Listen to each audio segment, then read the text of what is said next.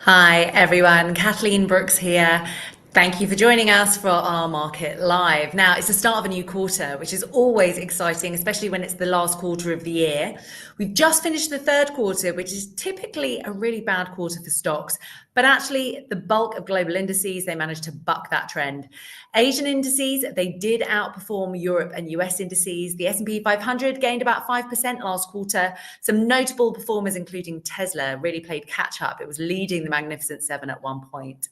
But as we start a new quarter, there are a lot of things going on. There's a huge amount of event risk, and this is just the beginning of October.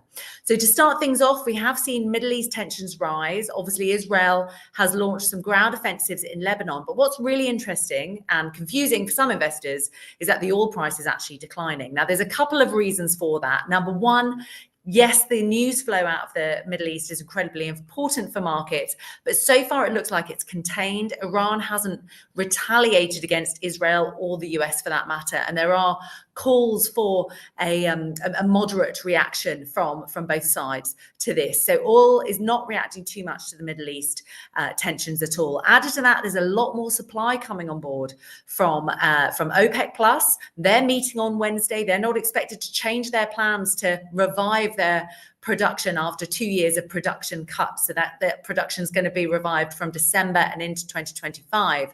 We don't think they're going to change that because the oil price has fallen 19% since July.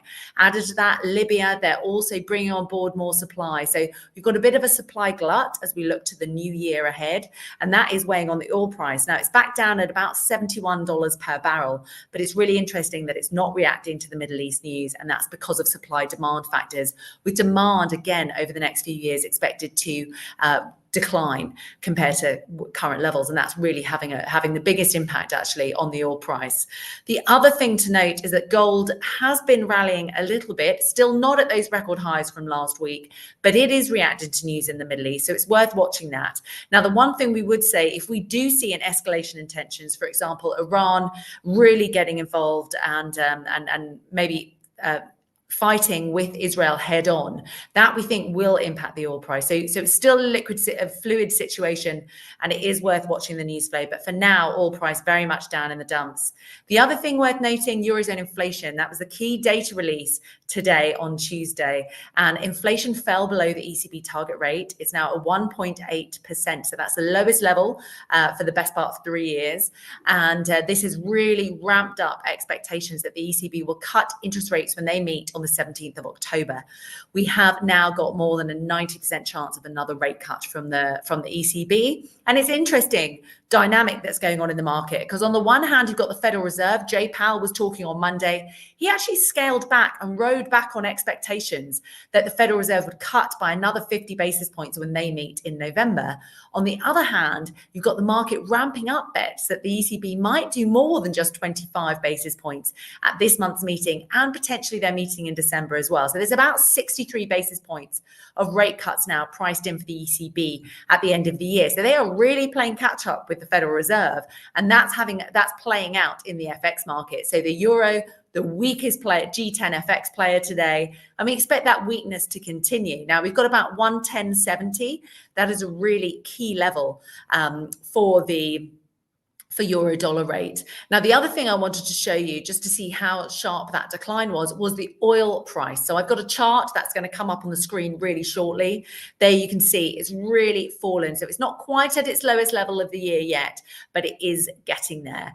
Partly driven by a weaker dollar, but we don't actually think that whatever happens with the dollar at the moment is going to reverse the fortunes of the oil price. Instead, we think that it's very much driven by that oversupply and that glut in supply that the market is pricing into the oil price right now, and that's what's weighing it down. So looking elsewhere, we've got a US vice presidential election debate going on. So that's happening tonight in the US. So usually vice presidential debates, they're not really market moving events. However, this one is worth watching. The election in the US is still anyone's to have, really. Kamala Harris has a very slim lead over Donald Trump, but we are expecting that the next few weeks is a long time in politics.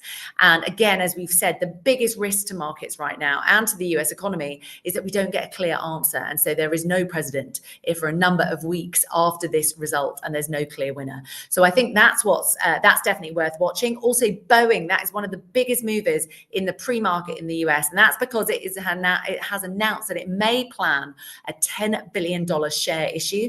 That is to shore up its balance sheet. Now, Boeing very much been in the doldrums. It has a massive strike going on at the moment. That's eating into cash flows. It's also got its safety concerns, huge backlog of orders though to fill as well. So lots of concerns there for Boeing. It's not going to help its share price recovery, which is down some 40% year to date.